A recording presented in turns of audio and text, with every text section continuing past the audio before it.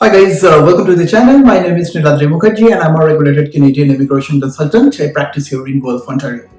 Now, with the increasing number of study permit refusals all across the world, people are coming to us more and more saying that, my study permit has been refused in an unjust manner and that I would like to go for a reconsideration. Now, in this video, I would like to break it down for you to make it understand whether you really have a right for a reconsideration and what really a reconsideration is, right? So once you see a study permit refusal as a process of natural justice, you might receive a letter that will give you most likely some standard reasons under section 216 subsection 1 of the IRPR that will say that the officers do not believe that you will leave Canada at the end of your stay because of a couple of reasons, maybe because of your financial positions, course selection, family ties, and all these reasons. As we have discussed multiple times in the past, those are typically the boilerplate standard reasons, and we really need to deep dive onto the case notes to see what really has gone wrong. Now, in the last section of the letter, you might see a line saying that you are welcome to reapply if you think you are able to respond to these in a justifiable manner or your circumstances have changed. So this is exactly the line that is telling you what your next course of action should be. Should you like to challenge the decision or to apply it one more time, right? So in this, if you take a look at the last line, it is really talking about reapplication. It is not talking about reconsideration for the most part, and 99 if not 100% of the time it is only going to talk about reapplication only, meaning that submitting a new application, submitting everything else with the new government fee one more time. So if you have a reconsideration request, then why the government is not talking about reconsideration in the refusal letter itself? And the simple reason for that is when an officer is making a decision, it is by default understood that the officer is knowledgeable enough, the officer is capable enough, and is experienced enough to have gone through everything that you have provided and to arrive at the decision what the officer has arrived at. So if you're saying that, no, your decision is incorrect and that I would like you to reconsider the decision for me, this is not really practically possible and feasible unless and until you go for a legal process, which is called judicial review. Oftentimes, people get confused with the reconsideration with the judicial review. Judicial review, as I have stated in one of my previous videos, is a legal process wherein you are requesting the Federal Court of Canada to assign one more officer to review the exact same application that you have submitted the last time.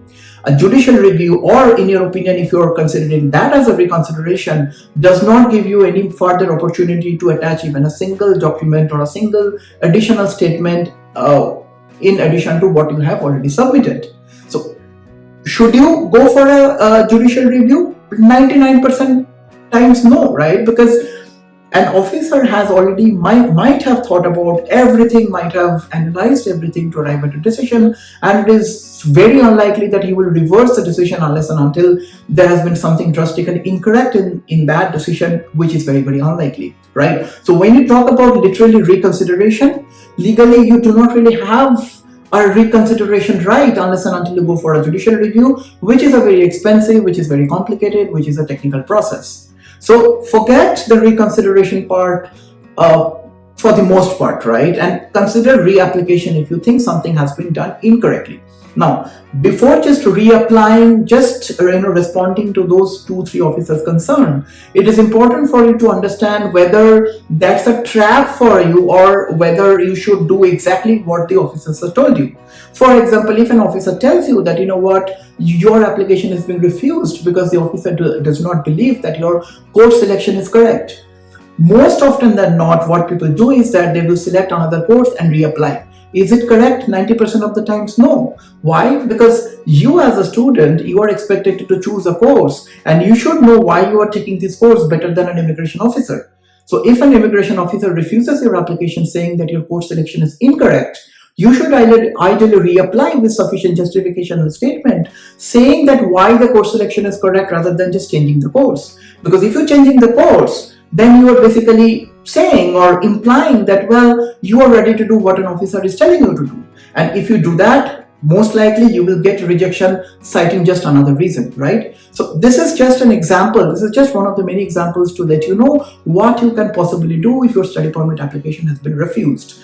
First and foremost, logically speaking, apply for a case notes if you have time. If you do not have time, make sure you get a professional help to try to really understand the reasons, and do not take any step on your own, at least at this point, unless and until you are 100% sure that yes, this has gone wrong, this needs to be corrected on your own.